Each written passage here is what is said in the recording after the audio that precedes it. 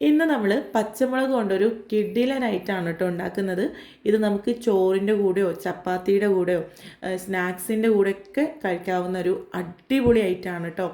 എരിവും പുളിയൊക്കെ നിങ്ങൾക്ക് ഇഷ്ടമാണെങ്കിൽ നിങ്ങൾ ഒരു തവണയെങ്കിലും ട്രൈ ചെയ്ത് നോക്കണം. നിങ്ങൾക്ക് നല്ലപോലെ ഇഷ്ടമാവും കേട്ടോ.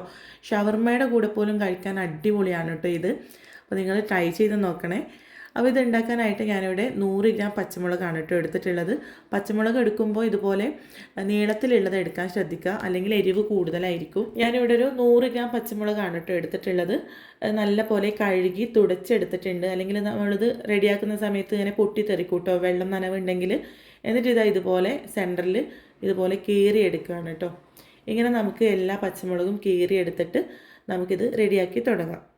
ഞാനിതാ എല്ലാം ഇതുപോലെ കീറിയെടുത്തിട്ടുണ്ട്. ഇനി നമുക്ക് ഒരു പാനിൽ കുറച്ച് വെളിച്ചെണ്ണ ചൂടാക്കി എടുക്കാം. വെളിച്ചെണ്ണ തന്നെ എടുക്കണം കേട്ടോ, എന്നാലാണ് ആ കറക്റ്റായിട്ടുള്ള ഒരു ടേസ്റ്റ് കിട്ടുള്ളൂ, ഒരു നാടൻ ടേസ്റ്റ് കിട്ടുള്ളൂ. എണ്ണ ഒന്ന് ചൂടായിട്ട് വരുമ്പോൾ ഇതിലേക്ക് നമുക്ക് നമ്മളിവിടെ റെഡിയാക്കി വെച്ചിട്ടുള്ള പച്ചമുളക് ചേർത്ത് കൊടുക്കാം. ഇനി നമുക്ക് തീ ഒന്ന് കുറച്ച് വെച്ചിട്ട് ചെറിയ തീയിൽ ഇതൊന്ന് നല്ലപോലെ ഇളക്കിയെടുക്കണം. ആവശ്യത്തിനുള്ള ഉപ്പും കൂടി ഈ സമയത്ത് തന്നെ ചേർക്കാം കേട്ടോ, എന്നാലേ മുളകിലൊക്കെ നല്ലപോലെ ഉപ്പ് പിടിച്ച് കിട്ടുള്ളൂ. ഇതുപോലെ ഒന്ന് വിതറി കൊടുത്താൽ മതി. എന്നിട്ട് നമുക്കിത് നല്ലപോലെ ഒന്ന് ഇളക്കിയെടുക്കാം. ഇടയ്ക്കിടയ്ക്ക് ഇളക്കി കൊടുത്തുകൊണ്ട് നമുക്ക് ചെറിയ തീയിലിട്ടിട്ട് ഇത് വേവിച്ചെടുക്കാം. ഇതൊന്ന് സോഫ്റ്റായിട്ട് വരാൻ വേണ്ടിയിട്ടാണ് കേട്ടോ. എണ്ണയിൽ കിടന്നിട്ട് പച്ചമുളക് നല്ലപോലെ വാടി വരും. തീ കൂട്ടി വെച്ചാൽ ഇത് കരിഞ്ഞു പോവാണ് കേട്ടോ ചെയ്യുക. അപ്പോൾ തീ കുറച്ചിട്ട് വേണം വെക്കാൻ. എന്നിട്ട് അതൊന്ന് സോഫ്റ്റായിട്ട് വരുമ്പോൾ ഇതിലേക്ക് 1/4 ടീസ്പൂൺ മഞ്ഞൾപ്പൊടി ചേർത്ത് കൊടുക്കാം. ഇത് നല്ലൊരു കളറിന് വേണ്ടിയിട്ട് 3/4 ടീസ്പൂൺ കശ്മീരി മുളക് പൊടി ചേർക്കുന്നുണ്ട്. പച്ചമുളകിന് എരിവാണെങ്കിലും കാണാനൊരു നല്ലൊരു ഭംഗിക്ക് വേണ്ടിയിട്ടാണ് കേട്ടോ കശ്മീരി മുളക് പൊടിയാണ് ചേർത്തിട്ടുള്ളത്. പിന്നെ ഇത് 1/2 ടീസ്പൂൺ മല്ലിപ്പൊടി കൂടി ഇതിലേക്ക് ചേർത്തിട്ടുണ്ട് കേട്ടോ. എന്നിട്ട് നമുക്കിത് നല്ലപോലെ ഒന്ന് ഇളക്കിയെടുക്കാം. നിങ്ങൾക്ക് കാണുമ്പോൾ ഇതിപ്പോൾ എന്ത് ടേസ്റ്റാണെന്ന് തോന്നുന്നുണ്ടാവും, പക്ഷേ ഒന്ന് ട്രൈ ചെയ്ത് നോക്കണം കേട്ടോ. നിങ്ങൾക്ക് എരിവും പുളിയും ചമ്മന്തികളൊക്കെ നിങ്ങൾക്ക് ഇഷ്ടമാണെങ്കിൽ നിങ്ങൾക്ക് നല്ലപോലെ ഇഷ്ടമാവും കേട്ടോ ഇത്.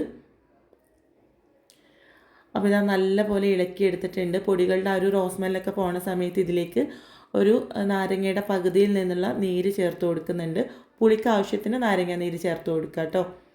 ഇതിന് പകരം വിനാഗിരി വേണമെങ്കിൽ ചേർക്കാം, നാരങ്ങ നീരാണ് ഒന്നുകൂടെ നല്ലത്. ഇതല്ലെങ്കിൽ കുറച്ച് പുളിവെള്ളം, നല്ല കട്ടിയിൽ പുളിവെള്ളം എടുത്തിട്ട് അത് ഒഴിച്ചു കൊടുത്താലും മതി കേട്ടോ. നാരങ്ങയുടെ കുരുവൊക്കെ ഒന്ന് എടുത്ത് മാറ്റുക, അല്ലെങ്കിൽ കടിക്കുമ്പോൾ കയ്പ്പുണ്ടാവും. കുരുവൊക്കെ ഒന്ന് എടുത്ത് മാറ്റിയിട്ട് നല്ല പോലെ ഒന്ന് ഇളക്കിയെടുക്കാം. അപ്പോൾ ഇത്രയേ ഉള്ളൂ. ചോറിൻ്റെ കൂടെ ആണെങ്കിലും നമുക്ക് ചപ്പാത്തിയുടെ കൂടെ പോലും വെറുതെ കഴിക്കാം കേട്ടോ. വേറെ കറിയൊന്നും ഇല്ലാതെ ചപ്പാത്തിയുടെ കൂടെ ഉള്ളിൽ ചുരുട്ടി വെച്ചിട്ട് നമുക്കിത് കഴിക്കാം.